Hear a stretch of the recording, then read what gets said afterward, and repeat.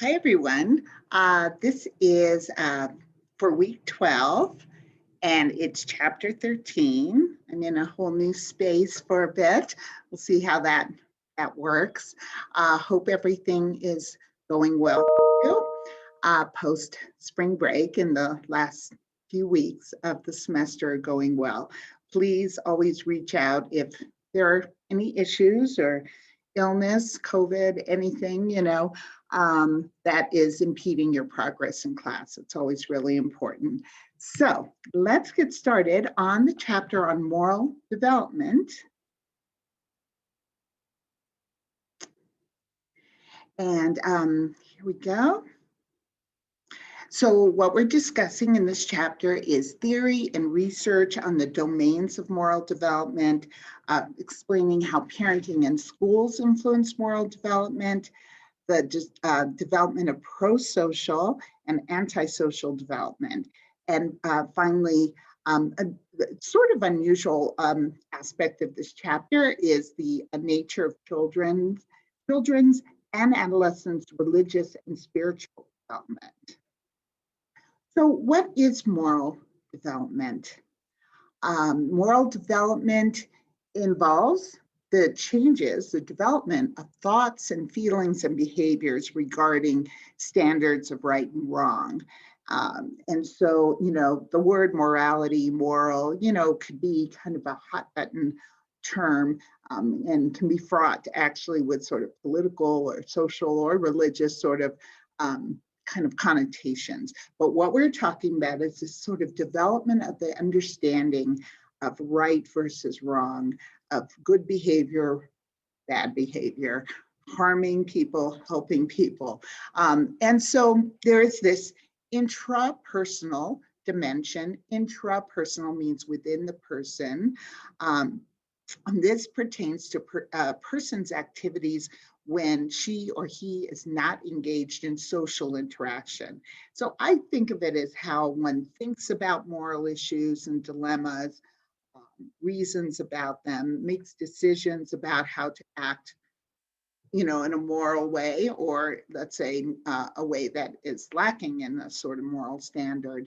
And the interpersonal dimension pertains to social interactions. So here's where it's moral behavior and action, and it usually is represented by the pro-social behaviors, which are cooperation, helping, altruism, or antisocial behaviors, which involve aggression and conflict. To understand moral development, we need to consider these 5 basic questions. How do children and adolescents reason or think about the rules of ethical conduct? How do children and adolescents behave in moral circumstances? How do children and adolescents feel about moral issues? What comprises children's and adolescents' personality with respect to morality? So is there a sort of moral personality or constellation of moral personality characteristics that kind of lend themselves to moral behavior?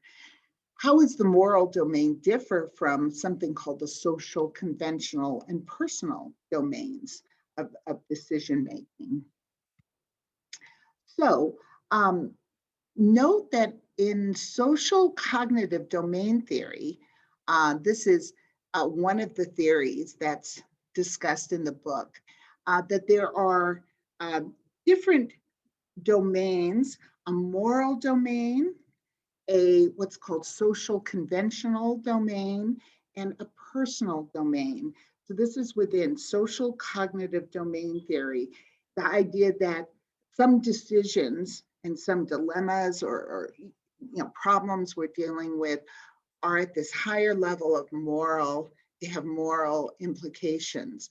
And so, for example, behaviors when you're deciding whether to cheat or lie or steal or harm someone, these are kind of infractions of really important principles that are guiding behavior. These are moral principles that we don't cheat or lie, deceive, harm, physically harm, or emotionally or psychologically harm another person.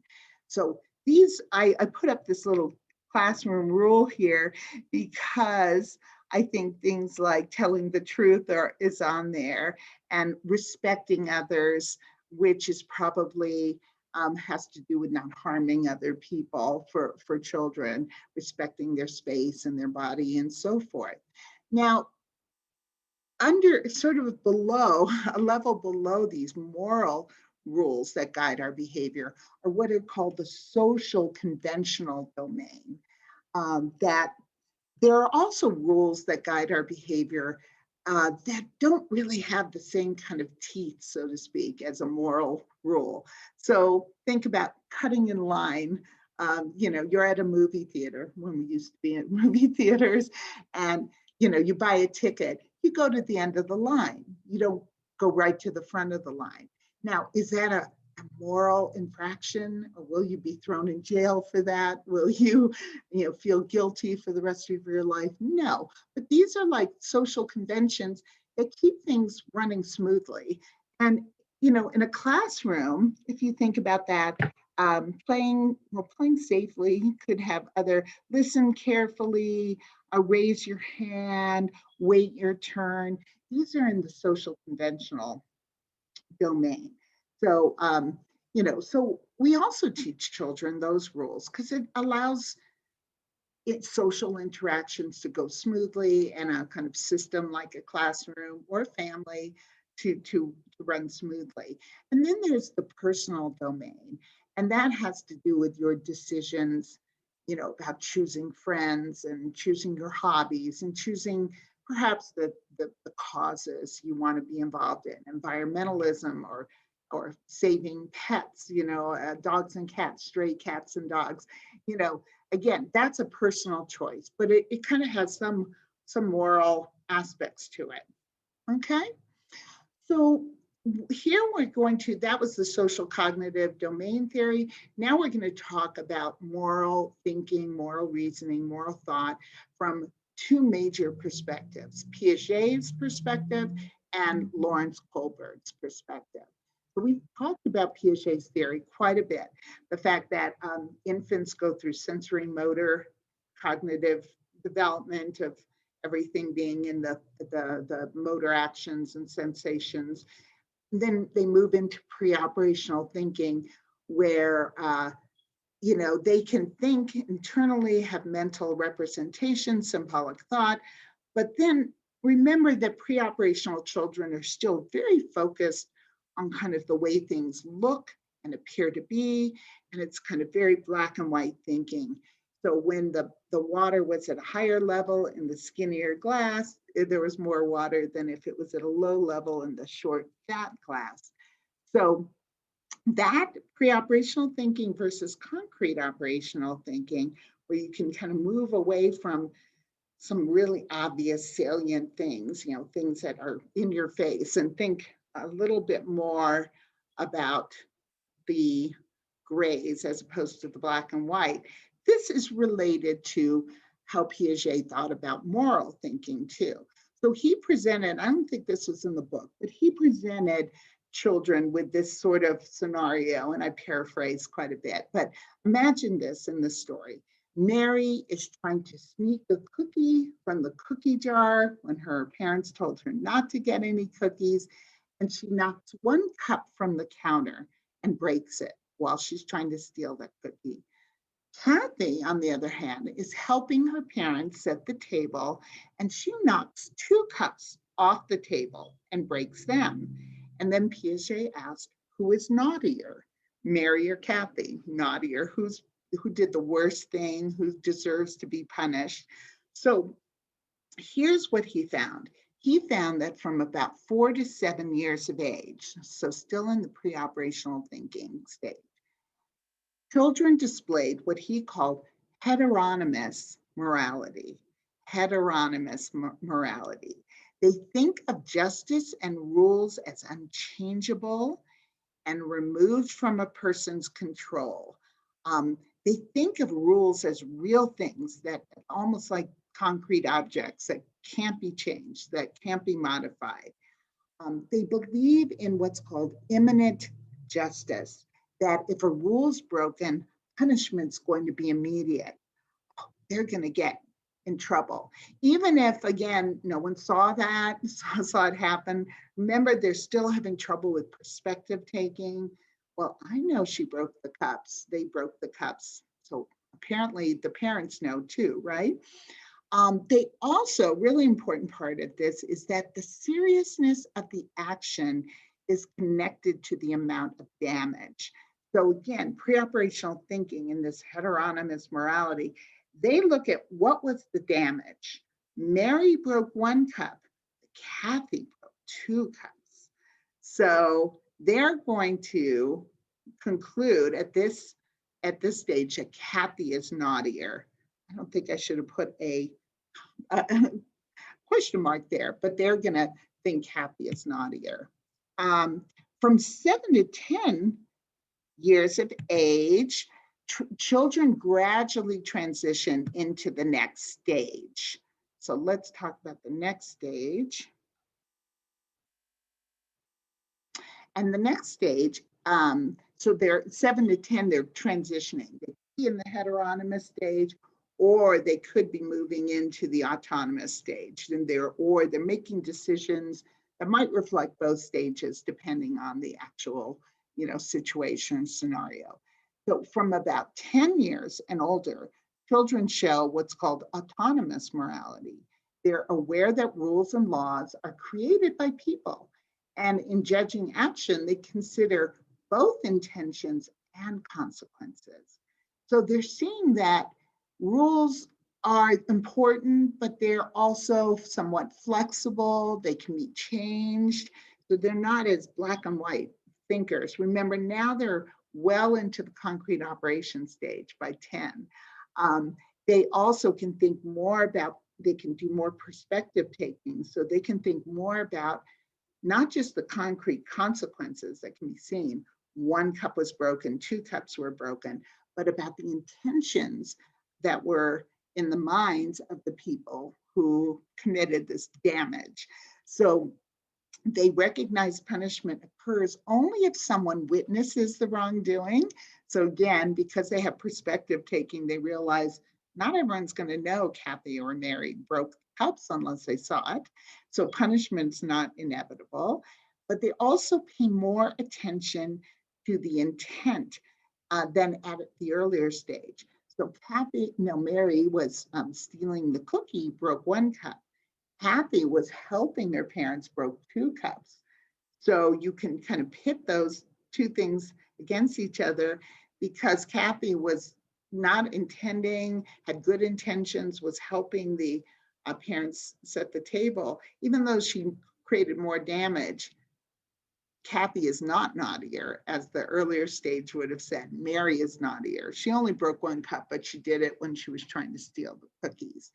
So children's thinking becomes more sophisticated through the give and take of peer relationships. Piaget really believed that as children move away just from the parents, but into peer relationships, having to play games with rules. Sometimes rules can be changed if everyone agrees. Cheating is bad, and they're figuring out just how to be moral, with their friends, how to be fair and just and play by the rules or agree to change the rules with everyone. That peer interaction is what really drives moral development, according to Piaget. Oops, sorry. So Thompson, who kind of critiqued Piaget's theory on moral development, they argued, I'm not sure the gender, they argued that young children are not as egocentric as Piaget envisioned, pointing out research indicates that young children possess cognitive resources that allow them to become aware of others' intentions and know when someone violates a moral prohibition, that this happens earlier. And a lot of what Piaget brilliantly observed, people for decades after that realized through very clever and sophisticated research methods that children and even infants can do things earlier than Piaget had envisioned. Um, because of their limited self-control, social understanding, and cognitive flexibility, young children's moral advances are often inconsistent and vary across situations. So as I said, especially in that sort of transition period, 7 to 10, they might, in some situations, reason more at the heteronymous level, and in other situations, surprise parents and reason at that more autonomous level. Now, Lawrence Kohlberg, he kind of took the mantle from Piaget and also would be in agreement that moral reasoning had a very cognitive basis to it. So Kohlberg proposed 3 levels of moral development. Um, Development from one level to the next was fostered by opportunities to take the perspective of others and to experience conflict. So to actually think beyond that kind of black and white, have some conflict in that, in their thought, and have to kind of grapple with that and reason with it. Kohlberg developed stages in these 3 levels through interviews in which children are presented with a series of stories of characters faced with moral dilemmas. And we'll see a little video on this. He also noted that interaction is a critical part of the social stimulation that challenges children to change their moral reasoning. If you're not involved in social interaction, even indirectly, I mean, you can read books that also kind of present moral dilemmas. You can watch movies or plays. You have to be kind of exposed to these dilemmas to actually be forced to think about and reason through them. So here are the 3 levels, and then we'll look at the substages, and then we'll look at this video that and sort of think about what substages are being reflected in their answers. So these levels do roughly align with pre-operational thinking in the pre-conventional, concrete operational thinking in terms of Piaget's stages in the conventional, and kind of formal operational thinking in the post-conventional. But that's not to say that if you're a concrete operational thinker, you're always going to reason at this moral level, or formal operational thinker will reason at this level. In fact, there's evidence for reasoning at all through, at these 2 lower levels kind of throughout life. So the pre-conventional reasoning is the lowest level at which good and bad are interpreted in terms of external rewards and punishments. You'll see it's about, you make your moral decisions about avoiding punishment or seeking rewards and seeking pleasure. So it's a very kind of black and white, concrete kind of thinking that you would see more in pre-operational thinking. It's like good versus evil. I want to avoid being punished. Remember the imminent justice. If I do this, I'm definitely going to get punished. So it also fits with the heteronymous level. Conventional reasoning is this intermediate level at which individuals apply certain standards that are set by others, such as parents or government. So they're starting to not just think in terms of good and bad, but also about the roles that we take on, the social roles, the rules, like we said, those social conventional rules, laws, but it's also still thought of in a bit of a black and white. The laws are the laws. We have to follow them. So we'll look at that. Post-conventional reasoning, the individual recognizes alternative moral courses, explores options, and then decides on a personal moral code. This person could think about how rules and laws and norms of behavior could be different cross-culturally. There's not only one way to do it. So before we look at this video, here's the substages within each of the levels. So again, within the pre-conventional level, very kind of pre-operational way of thinking about morality, there's a punishment and obedience orientation. Children obey only because adults tell them to obey. Moral decisions are based on fear of punishment. And you can make one decision one way or the other way, but it's not what you decide, it's why you decide. It's to avoid punishment. Whereas stage 2 gets at getting some rewards. Individualism, individuals pursue their own interests, but let others do the same. What is right involves some equal exchange. So there's a little hedonism, what would be good for me and maybe what would be good for others, less about avoiding punishment, but seeking rewards. Conventional level has two stages as well. Stage 3, mutual interpersonal expectations, relationships, and interpersonal conformity. It's a long name that says something about we learn to take on roles, and individuals value trust and caring and loyalty, and they know what good girls do, good boys do, what a good mom or dad does. They understand, they think of people in terms of roles, and they want to conform to those roles. So they make a moral decision based on, well, what would a good X do? What would a good person who has this role do? The stage 4, social system morality, it's often called the law and order sort of level. Moral judgments are based on understanding social order, law, justice, duty.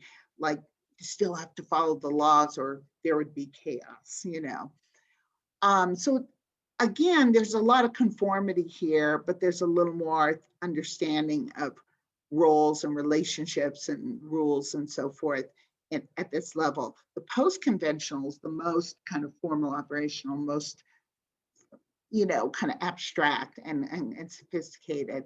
In stage 5, it's called the social contract or utility and individual rights. The idea that individuals reason that values, rights, and principles undergird, or transcend the law. That, some laws you would understand here are not moral, like Jim Crow laws that were on the books. That is the separation of blacks and whites at water fountains and worse than that. That was a law, but it really did not respect everyone's individuality and their rights. So the idea that some laws have to be changed, that the laws should reflect justice, that we make a social contract, and once that social contract's no good, for example, Jim Crow laws were fine for many white people, but it was not a social contract that respected everybody's rights. And finally, this top stage is the universal ethical principles. The person's developed moral judgments that are based on universal human rights. When faced with a dilemma between law and conscience, a personal individualized conscience is followed.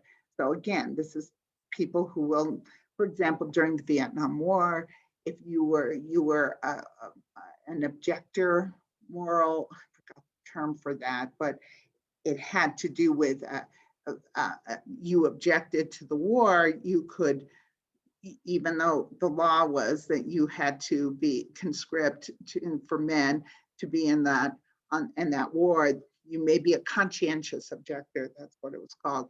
And some people left for Canada because of that. They did not want to follow that law. So let's go back and watch this.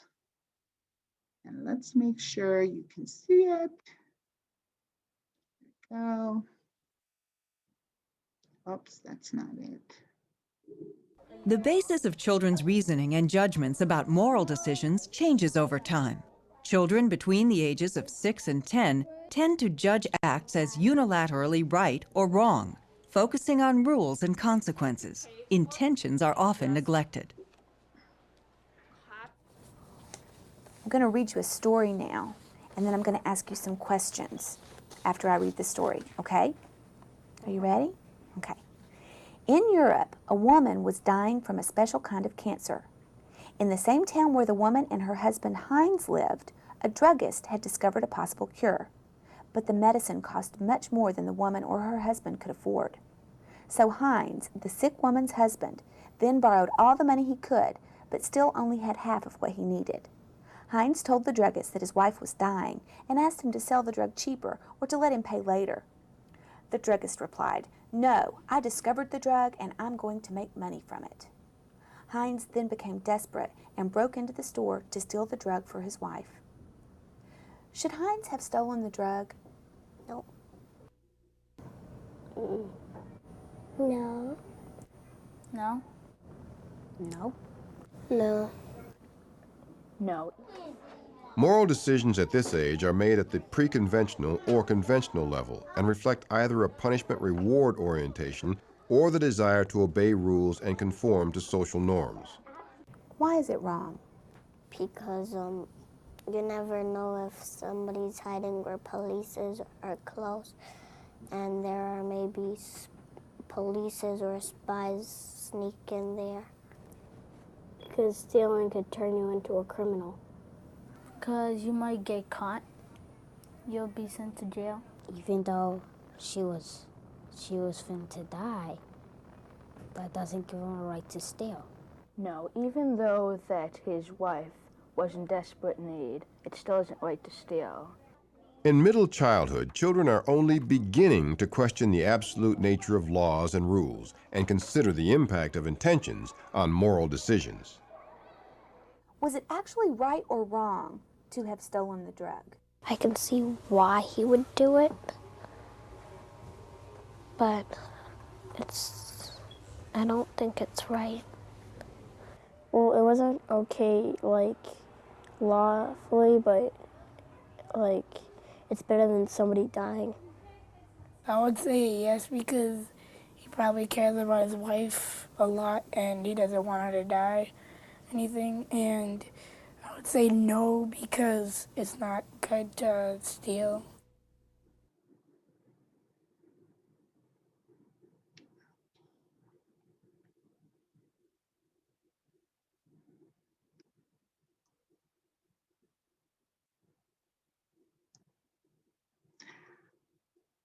Okay, so you saw that really young kids were about the police might catch me, I might get caught, I might turn into a criminal.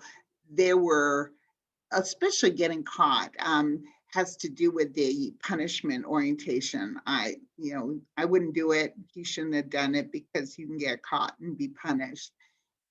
The older kids were sort of grappling with it a little more and still kind of leaning on it's still not right to steal.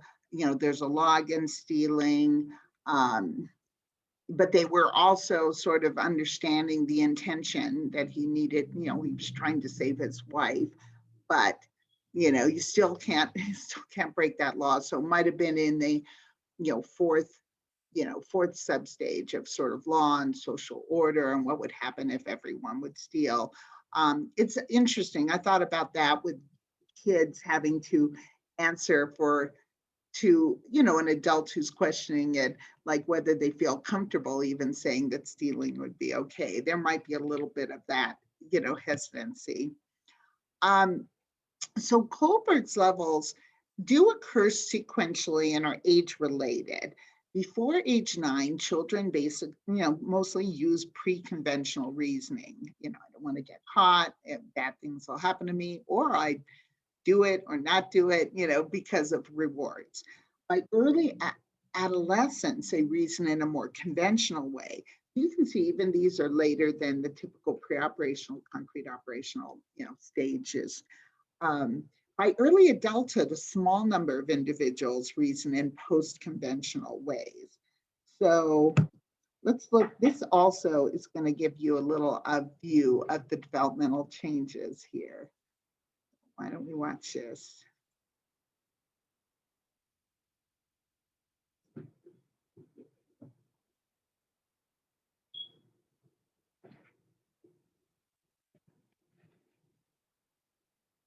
Do you think this guy should steal the medicine? No. You don't think he should steal it? And why don't you think he should steal it? A police would catch him. A police would catch him? Should Heinz steal the drug? Yes. You think he should? And why do you think he should? So he can save his wife. Okay. And if he can save enough money, he should give the extra $2,000 to the druggist or whatever. Okay. And in general, should people try to do everything they can to obey the law? Yes. You think they should? And why? Well, sometimes they should. Okay, so Sometimes they shouldn't. okay, so I'll ask you again. So do you think everybody should do everything they can to obey the law? No way. No. Okay. And why do you think they shouldn't always do everything they can to obey the law? Because the law might be corrupt.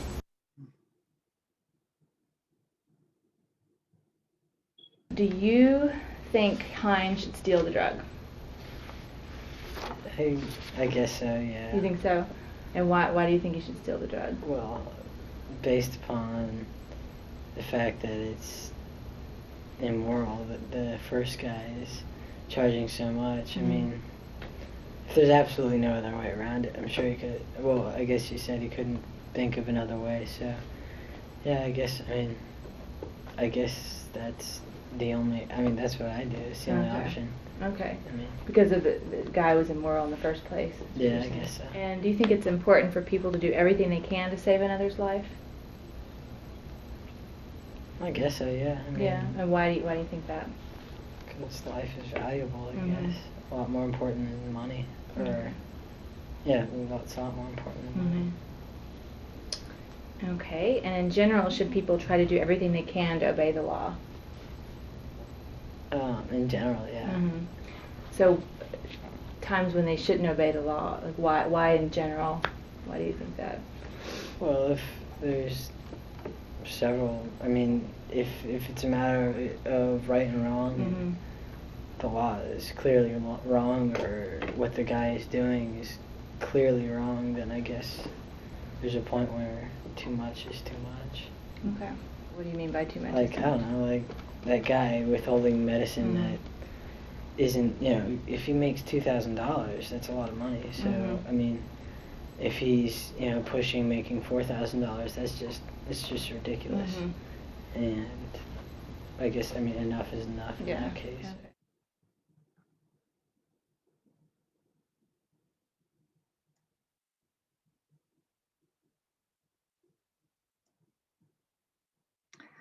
Okay, so there you saw some real developmental changes. The 6-year-old very much at the pre-conventional and saying, no, I'd get in trouble. Police would, I think he mentioned police. The middle child was, I forgot how old, 9 or so, was actually pretty sophisticated. It sounded like he was taking a conventional approach of, you've got to save your wife's life. It's sort of like that's what a good husband would do or a good partner would do. But he also kind of left room for mostly I would obey laws, but some laws are wrong. And that is also kind of merging into the fifth stage and post-conventional reasoning, which the 16-year-olds sort of seem to be there, understanding that some things transcend the laws and so forth. So the moral stages have been found to appear somewhat later than Kohlberg initially envisioned, and reasoning at higher stages, especially the 6th substage, is quite rare. Here's some research that was showing the stage, a classic longitudinal study of males from 10 to 36 years of age. That's unusual to just do males, but Kohlberg actually started his theory just based on research with males. So these are just males, but you can see that that at age 10, where it began, the most common kind of reasoning was stage 2. Oh, looks like I don't have the most recent one up here. I think I've fixed this. Remember, stage 2 was reasoning based on rewards and kind of mutual exchange and so forth. At 16 to 18, stage 3 became the most common. Stage 3 was sort of your roles. What would a good boy or good girl do, or a good husband, wife, and so forth. And it's not until mid-20s that stage 4 became the dominant stage. And stage 4 is just kind of still law and order, following laws, social conventions, keeping society running smoothly.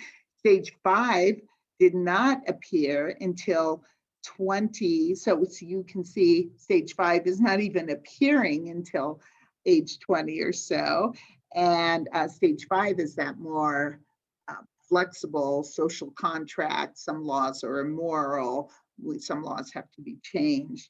And stage 6 was actually absent. So moral reasoning at each stage is based on the individual's level of cognitive development.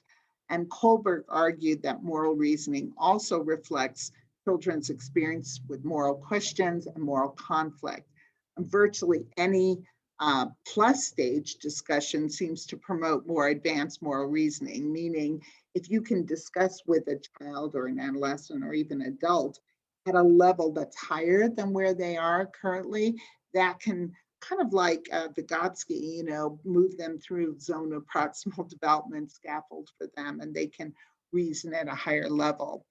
And Kohlberg stressed that in principle, encounters with any peers can produce perspective-taking opportunities that may advance moral reasoning.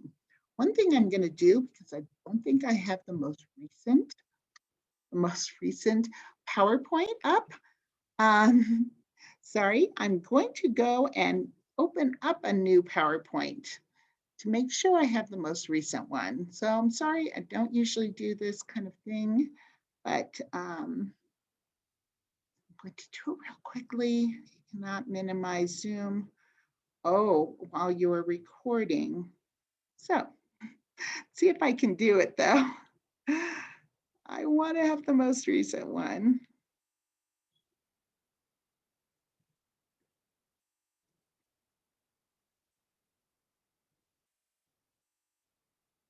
Oh, shoot, sorry. Sorry. Oh boy, I'm a mess. Sorry. Didn't mean to do that. Let's go to Zoom. Let's go PowerPoint. Okay. I hope I'm still there.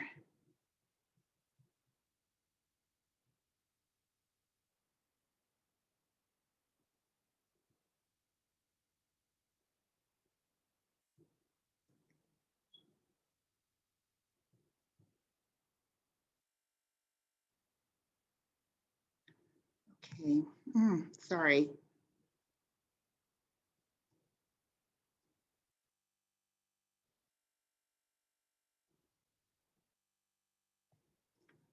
And there I am. Should probably not have tried this, but I think this is the more recent version. So yes, it is. Okay, yes, this is. It's pretty much same things I was talking about here. So I'm on to the more recent version. Kohlberg stressed again that in principle, encounters with peers can produce perspective-taking opportunities that may advance moral reasoning. So now there have been key criticisms of Kohlberg's theory throughout research that it generated from, I think, in the 70s is when that research, Kohlberg's original research was, maybe even late 60s. Some criticism is that it places too much emphasis on moral thought and not enough on moral behavior. People can reason through moral dilemmas, but there's a pretty good amount of research that shows that you might reason at a high level with a hypothetical scenario about Heinz stealing the drug, but when it comes to your actual moral behavior, your action, your behavior may not actually be at that high level. Also, culture influences moral development more than Kohlberg thought. For example, in India, behavior is guided more by cultural practices, customs, and traditions, and less by these abstract principles of justice. Kohlberg's theory is very justice oriented, rights, social, rights and responsibilities. And that's not always what guides people's behavior. Kohlberg suggests emotion has negative effects on moral reasoning, but there's evidence that indicates emotions can provide us with an intuitive feeling of what is right versus wrong. That comes up later, that emotion can play an important role in our moral thinking. Sometimes our negative emotions will keep us from acting in a way that's wrong. Our positive emotions could drive a positive sort of moral decision. Kohlberg suggests moral thinking is deliberative, but Haidt, one researcher, suggests it's more of an intuitive reaction, a gut reaction. It kind of relates to this emotional component. Kohlberg also places quite a bit of emphasis on peer relationships and not enough on family. Research suggests that parents have a stronger influence on teens' moral decisions than do peers. That comes up later as well. The most publicized criticism of Kohlberg has come from Carol Gilligan. It's a picture of Carol Gilligan. She was a graduate student at Harvard. That's where Kohlberg was as well. So Kohlberg's theory is based on male norms that put abstract principles above relationships and concern for others. So as I said, his original work and the building of his theory was based on giving these moral dilemmas, these stories, to male participants, to adults, and then to adolescents and children. But it was very male oriented initially. So the heart of morality in his theory is this justice perspective. What's right to do, no matter how it might affect people, actually. And Carol Gilligan objected to this, and she proposed a care perspective rather than justice perspective. A care perspective emphasizes connectedness with others, interpersonal communication, social relationships, and concern for others. And Gilligan and her colleagues found that girls consistently interpret moral dilemmas in terms of human relationships. Um, and, and often what Gilligan had found was that girls and female identifying people would score lower on Kohlberg's moral dilemmas based on him, identifying the level of moral reasoning from a justice perspective. They were looking like they were reasoning at a lower moral level. She said, no, it's not lower, it's just different. It takes into account, again, the care for others. So other analyses suggest girls use both moral orientations as needed, and boys can too. So this Gilligan's work came kind of around the time in the 70s, I think, in terms of 70s, 80s feminism. And so there was this strong, emphasis on, hey, we need to look at how women, also reason through these.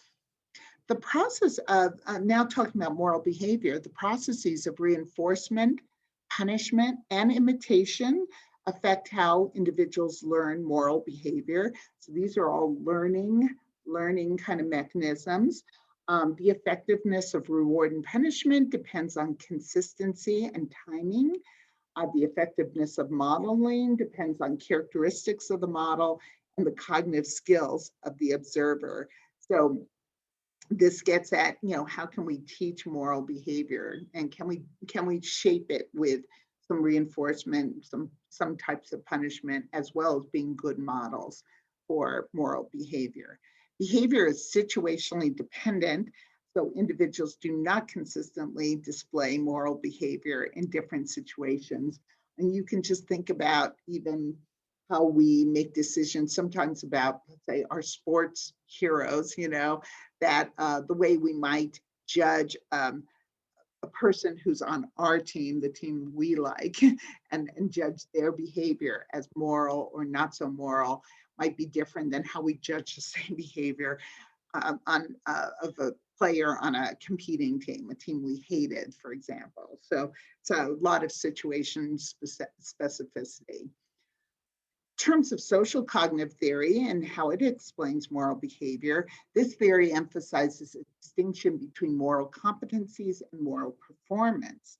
So moral competencies, again, are what individuals are capable of, what they know, their skills, their awareness of moral rules and regulations, and sort of their cognitive ability to construct behaviors like, oh, this is what the moral reasoning is. If you're presented with this hypothetical dilemma, you might show a lot of competencies in constructing what would be the right or wrong decision. But moral performance is the actual behavior determined by motivation and rewards and incentives. So again, you may know, and this is seen all the time, right?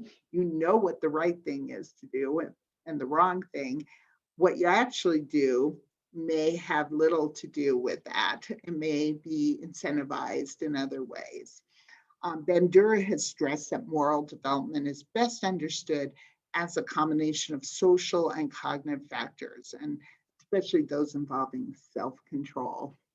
And again, when there are these competing incentives, you need quite a bit of self-control to do what is right versus what might be convenient or, again, rewarded in some immediate way. In terms of moral feeling, you can look at Freud, and Freud suggested that guilt and the desire to avoid feeling guilty are the foundations of moral behavior. That's very, very on an emotional level. Researchers have examined the extent to which children feel guilty when they misbehave. Young children are aware of right and wrong. They have the capacity to show empathy and pro-social behavior towards others. They experience guilt and indicate discomfort following a transgression and are sensitive to violating rules.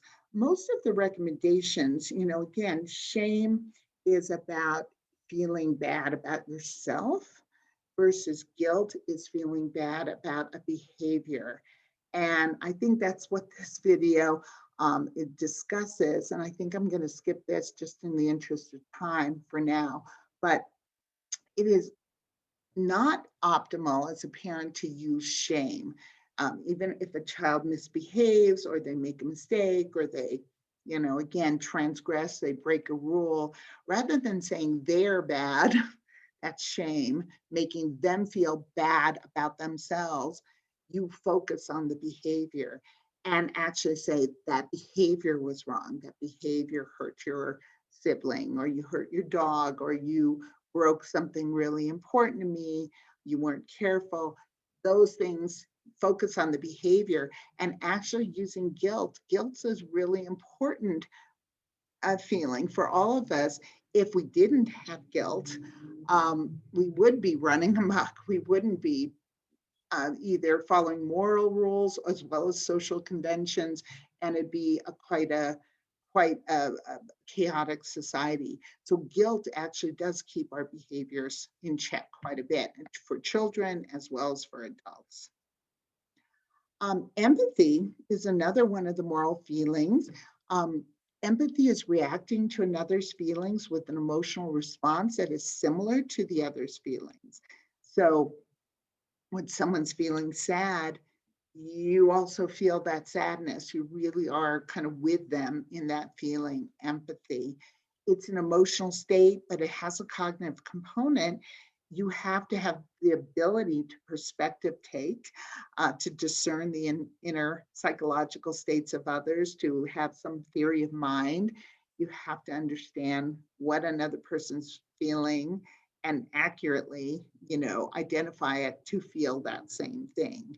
So changes in empathy take place in early infancy at 1 to 2 years of age, and also in early childhood, about 10 to 12 years of age. Early on, it's very intuitive of just picking up on feelings and kind of reacting with that same feeling. At 10 to 12, it's got a much more sort of cognitive understanding of what others are feeling and why you should, show empathy, why that is a good thing.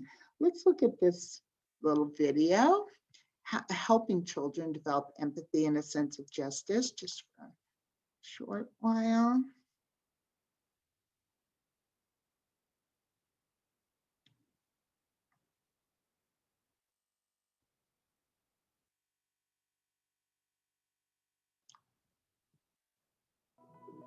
We've got to spend time, day by day, hour by hour, in the first experiences of school with helping children learn how to act nice to each other, valuing kind behavior above all other kinds of behavior.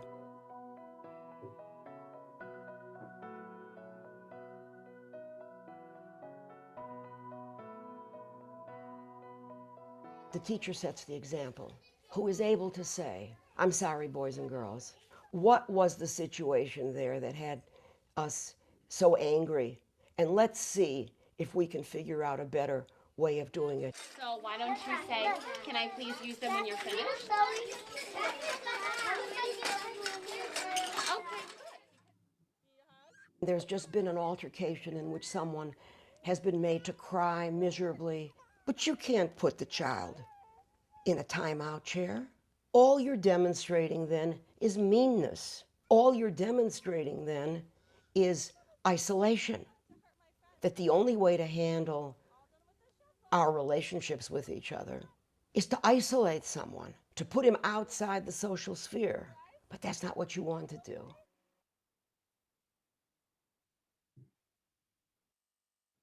You just say, oh, that reminds me, when my brother was little, the children used to tease him so much because he couldn't climb the slide, and he would cry and cry.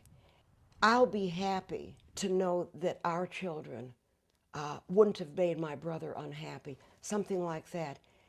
And everybody recognizes, even 2- and 3-year-olds, yes, I want to be the child who helps.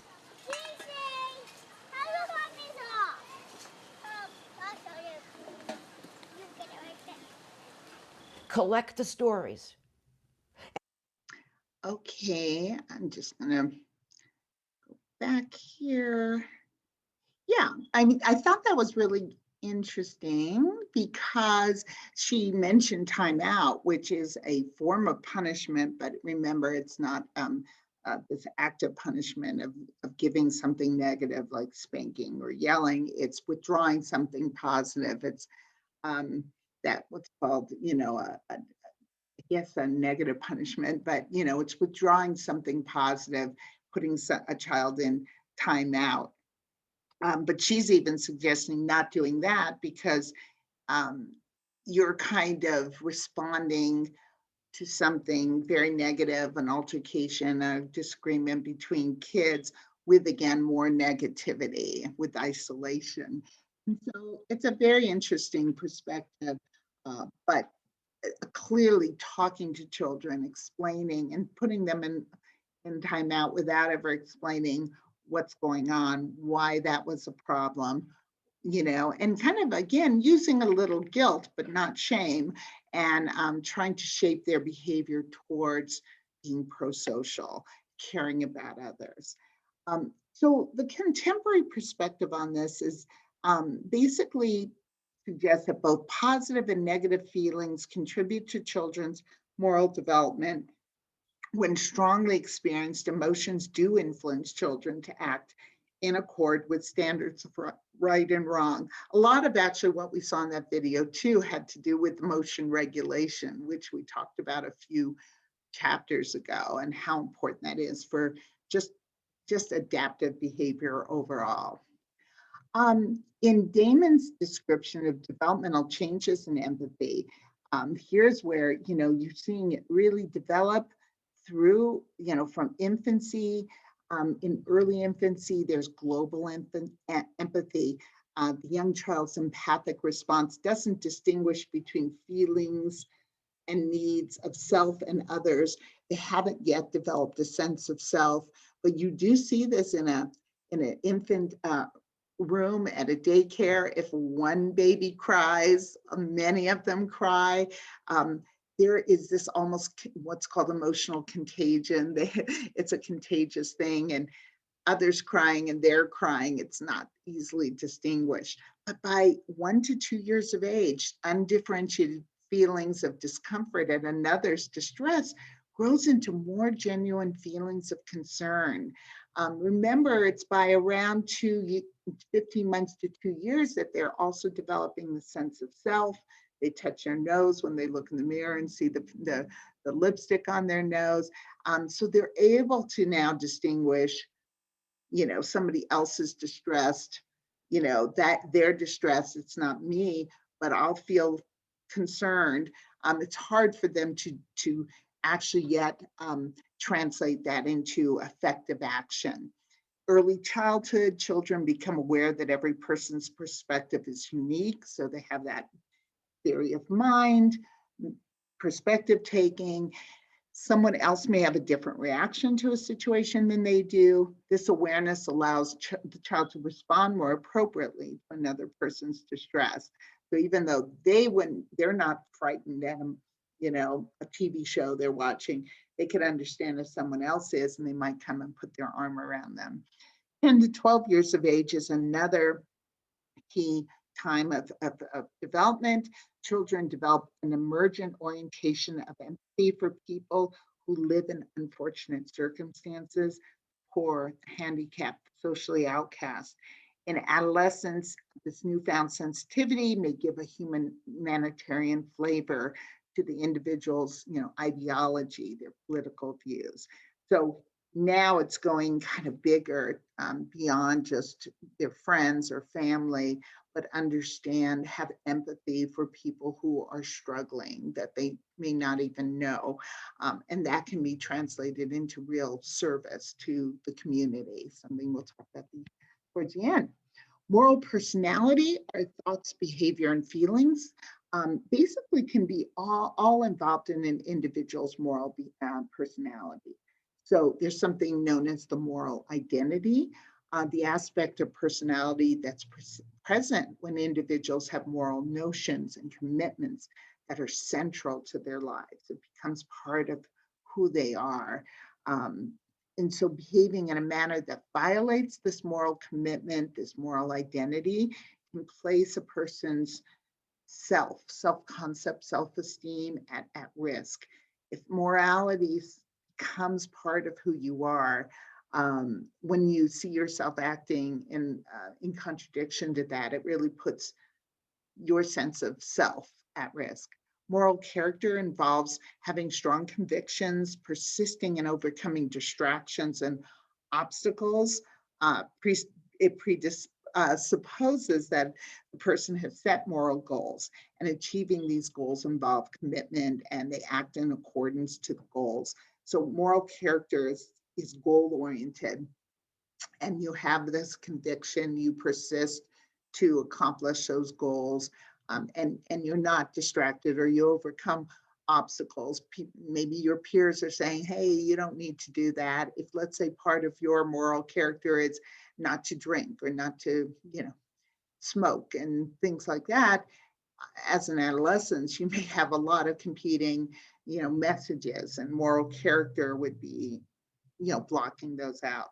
Moral exemplars have lived exemplary lives. They're examples. They're set up as role models. They have a moral personality, identity, and character, a set of virtues that reflect moral excellence and commitment. It's a pretty tall order. Again, social cognitive domain theory is what we touched on earlier, that it states that there are different domains of social knowledge and reasoning at the moral, social, conventional, and personal. I feel like I did touch on this early, but to reiterate, social conventional reasoning focuses on conventional rules established kind of by a social consensus. People agree, they agree on these rules. The rules themselves are actually arbitrary. even this idea of raising your hand in class, is one of those. It just helps things go more smoothly. But again, there could be certain classes that you don't raise your hand, you stand up from your seat, and that's your way of indicating you want to talk. So the actual convention could vary quite a bit. And in contrast, moral reasoning focuses again on more ethical issues. So don't hit your classmates, don't lie to the teacher. There's not much flexibility there. There's not much of a gray area. Recently, a distinction's also been made between moral conventional issues and personal issues, which again are more likely to be subject to personal discretion. Let's talk about a couple contexts of moral development, and the family. Parenting is one, and school is another really important context. So research reveals that siblings, peers, and parents contribute to children's moral development. Parent-child relationships introduce children to many obligations of close relationships. How do you act with other people? How do you maintain, smooth interactions? How do you avoid harming other people? And secure attachments, that first very important relationship that really is sort of teaching a child how to interact with another person when you care about them. How do you develop a sense of trust and belonging, and know somebody is securely there for you? So these discipline techniques that are used by the type of discipline techniques used by parents are really significant in terms of sort of teaching children the importance of this attachment bond, and kind of how to, whether a transgression by the child, to what degree does that interfere with their basic attachment? It shouldn't actually, again, but for some parents, it does come very close to uh, to damaging the relationship if a child transgresses, does something wrong. So this discipline technique called love withdrawal is one of those, where a parent withholds attention or love, such as refusing to talk to the child if the child's made a mistake, they've broken a rule, acted out. This is not recommended at all. It's basically tying the relationship, the love relationship, to the behavior of the child. And again, the behavior of the child is not the child, it's their behavior. And you can shape the behavior while keeping that relationship intact. Power assertion's another technique, discipline technique, that is not recommended. And that is a parent attempts to gain control over the child or the child's resources, such as spanking, removing privileges. Again, it's very harsh and could damage the relationship, rather than, again, focusing on the behavior and shaping the behavior. Induction is a parent uses reasoning and explains how the child's actions are likely to affect other people. And child developmentalists recommend induction. Here again, induction is focused on the behavior, on the child's actions, and not bringing the relationship into it, not saying, I don't love you anymore, not saying, threatening the child, or, being so harsh that, again, child may become afraid of you and it really damages the relationship. An important parenting strategy is to proactively avert potential misbehavior before it takes place. That is, try to keep the child from misbehaving, from breaking rules, by shaping, again, pro-social correct behavior. So maybe your child ends up not breaking a lot of rules. There's going to be some, but maybe not very much. And so you don't have to discipline as much. With young children, this means using diversion. If they want to, touch the stove, or that would be dangerous, or, pull the dog's tail or pull their sibling's hair. You catch it before it's going to happen and try to divert them. With older children, being proactive may involve talking with them about values, how important, you know, cooperation, helping, behaviors, being kind, as was in that video. So let's look at a little bit of this video. See what that has to say. One thing for sure, technology is moving faster now than it's ever moved in the past. As a society, we've got to accept that the world has changed. We can imagine together what the next and the new needs to look like and bring it to reality.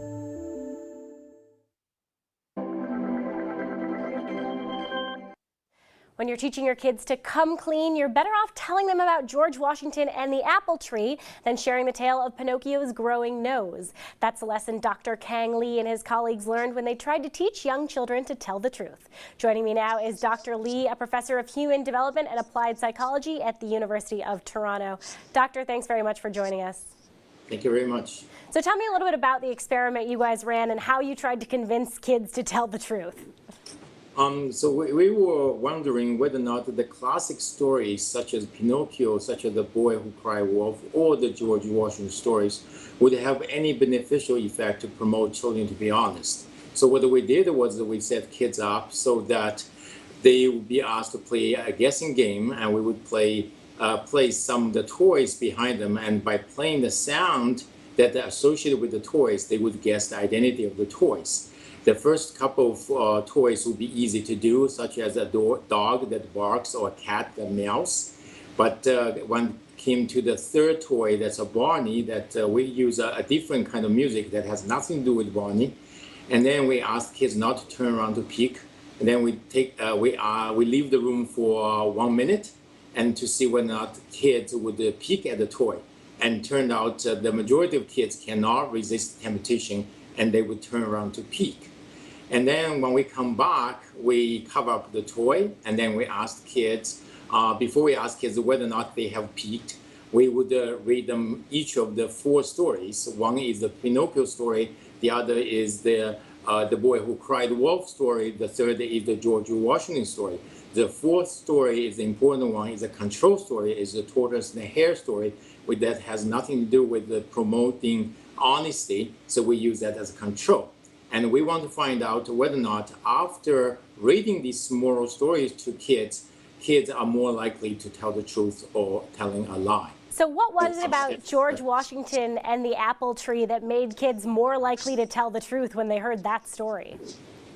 So we believe it is because the big differences between the two kinds of stories. One would be the Boy Who Cried Wolf or the Pinocchio story that kind of convey negative, punitive messages to the kids about if you lie, something negative will happen to you. On the other hand, the George Washington story promotes honesty by way of talking about the positivity of truth-telling. I think that is the real reason that why we actually see more kids telling the truth about their transgression after hearing the George Washington story. And to make sure that's the case, we actually changed the George Washington story to make it negative. In the new story, we basically said that George Washington actually chopped down the cherry tree and lied about that. But he was found out by his father, and his father was not happy and scolded him and took away his axe. And by just changing the ending of the story, the George Washington story no longer had the truth-promoting effect. So Dr. Lee, if you're a parent, you're trying to teach your kids not to lie, you're trying to teach them not to pick on their little brother or little sister, what's the takeaway from this? How do you effectively teach kids to be honest, moral human beings? Yes, I think the typically parents would be using negative messaging.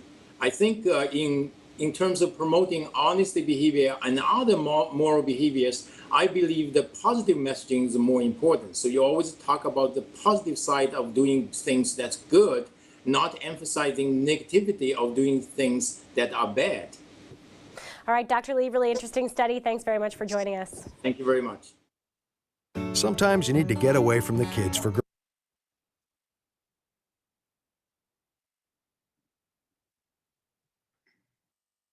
Okay, that was really interesting. So cool kind of study to see that positive messaging about doing the right thing, or even, the fact that you acknowledge that maybe you've lied or broken a rule, that you can also get some positive, feedback from that, as opposed to just punishment for transgressions.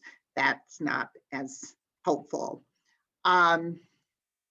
So in schools, there's been attempts at trying to help children learn sort of moral development, moral behavior. And the hidden curriculum is when these lessons are conveyed by the moral atmosphere that is essentially just part of the school. It's created by school and classroom rules, the orientation of teachers, administrators, text materials. Sometimes you probably remember this from your school, seeing seeing like posters all around the school that talk about being kind and being nice, and again, reading materials or programs, plays, things like that. That could be part of just the overall atmosphere that just pervades the school. The other ways is looking at is actually having specific programming. I remember character education being really big when my children were in school. It's a direct education approach that involves teaching students a basic moral literacy. Every school, probably should have an explicit moral code that's clearly communicated to students. It's like the classroom rules: be kind, be honest, be nice, don't hurt anyone. And any violation of the code should be met with sanctions. And more, character education was big then. I remember maybe when you were in school, it was always a little controversial, like, what character traits should we be teaching? Can we all agree upon them? And again, most of them that are really moral sort of rules, like not hurting each other, not lying, not stealing, taking each other's things, are pretty important.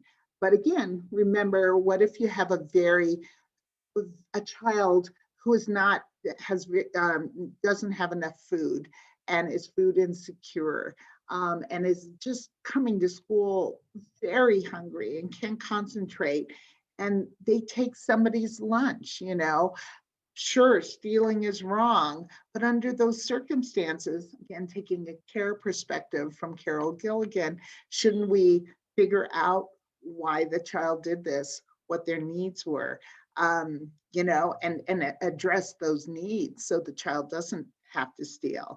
And who knows how character education would handle that.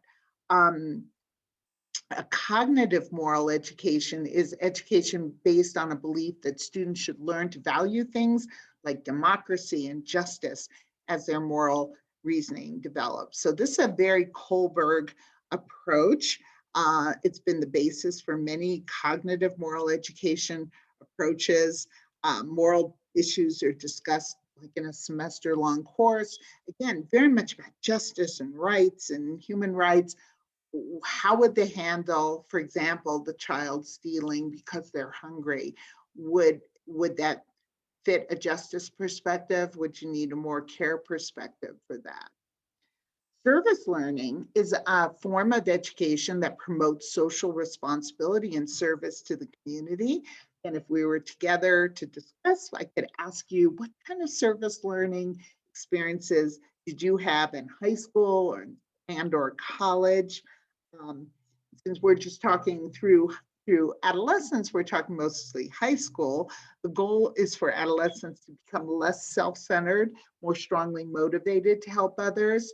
And the benefits of service learning include higher grades, increased goal setting, higher self-esteem, a greater sense of empowerment, more volunteering in the future.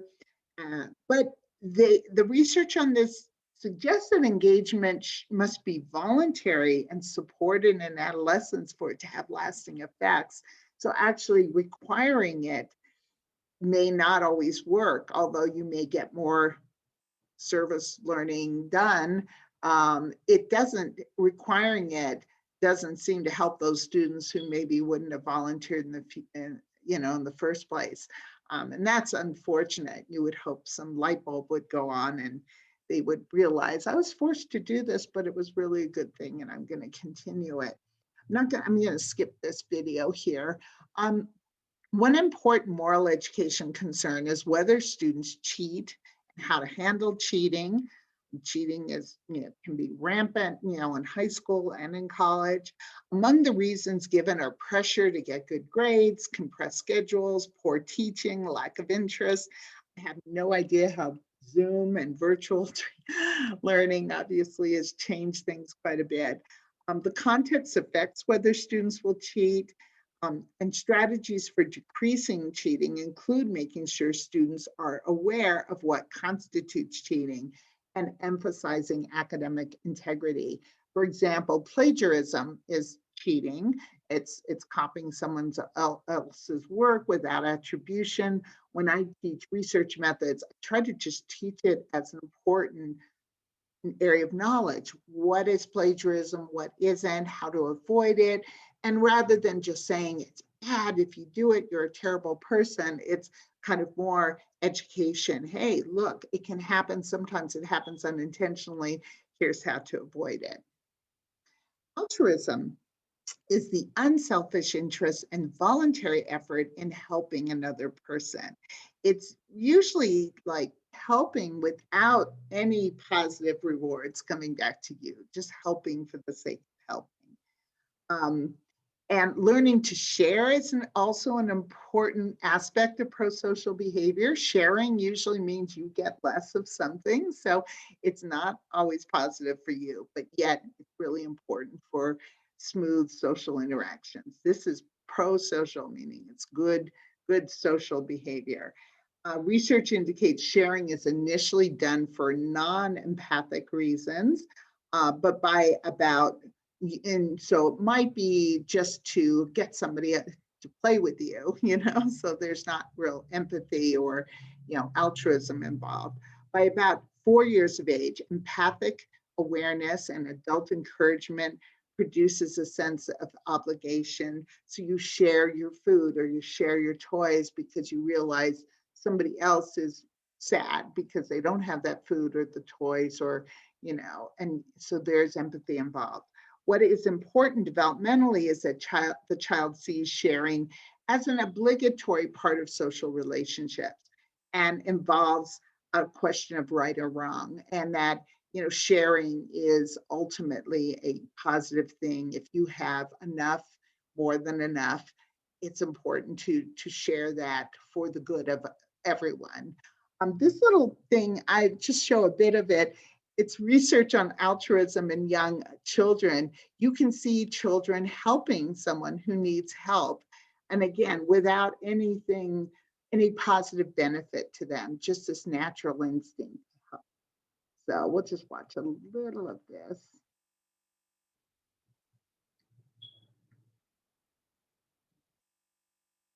There are 1.2 billion children around the world who need your help. Children like Fatima, who was hovering on the brink of death.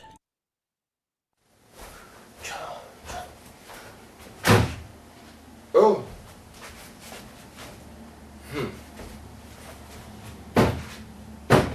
Oh. Can't get in. So what does the child do?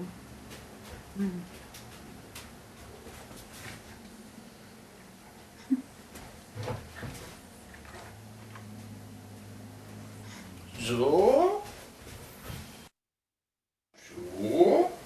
This is done in Germany. Oh.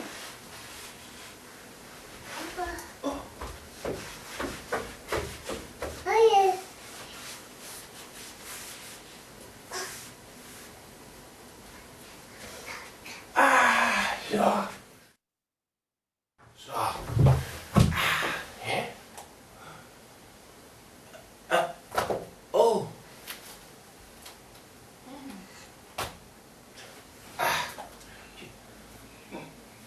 Oh.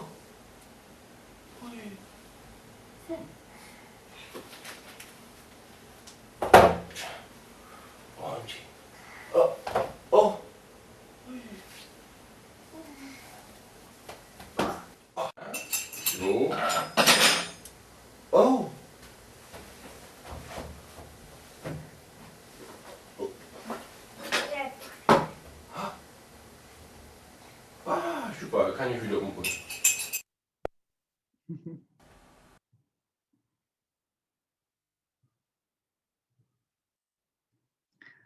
That was such a cool little, I thought those were cool little studies. Clearly the kids, so the adults having problem either opening that, the cupboard to put something away, dropping something, putting it not on top of the pile, but off to the side. And these toddlers were helping them, were completing the action, helping them complete the action. And not that there was anything, they didn't get a reward for it. They didn't get a cookie for it. They just did it kind of instinctively. Another thing that shows is that those toddlers were figuring out the adult's intent. So there's a definite cognitive aspect. They were taking perspective much earlier than what Piaget would have said. So they knew what the intent was to put the blue, square on top of the other squares, or they wouldn't have completed it. So there was quite a bit showing up there. By the start of elementary school, children begin to express more complicated notions of what is fair. So they're starting to understand fairness, which is a part of pro-social behavior, and it's part of justice and democracy and equality and so forth.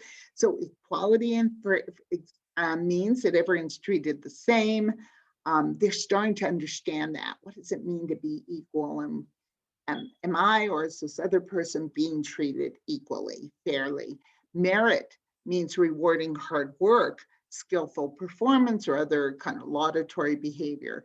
So sometimes everyone shouldn't be treated equally. Sometimes there is some merit that is involved in, getting a higher grade, getting more privileges for, maybe more recess time or something. Benevolence means giving special consideration to those who are disadvantaged. So both merit and benevolence kind of are in contradiction to equality. Sometimes being equal is not really correct. You need merit or benevolence. People talk about equity now too, that having everyone equal when there's been a history of let's say, discrimination, racism, disadvantage. Equity means actually more like benevolence is getting everybody up to the same standard. Pro-social behavior occurs more often in adolescence and in childhood. Females view themselves as more pro-social and empathic, and they engage in more pro-social behavior than males. And in fact, in this one study by Carlo and colleagues, they confirmed presence of 6 types of pro-social behavior in young adolescents, both in Mexican American and European American families. And girls tended to show more altruism, more emotionally based kind of helping, more emergency based helping than boys. But in public kind of helping and pro-social behavior was seen more in boys than in girls. 2 other aspects of pro-social behavior are forgiveness and gratitude. Forgiveness is an aspect of pro-social behavior occurring when an injured person releases the injurer from possible behavioral retaliation. You forgive them. That's a huge thing that some people are never capable of, kind of holding a grudge. So forgiveness is a pretty important pro-social behavior to kind of move past some time when you were injured by someone else, even emotionally, psychologically, or physically, or economically. Gratitude's a feeling of thankfulness and appreciation, especially in response to kindness or helpfulness.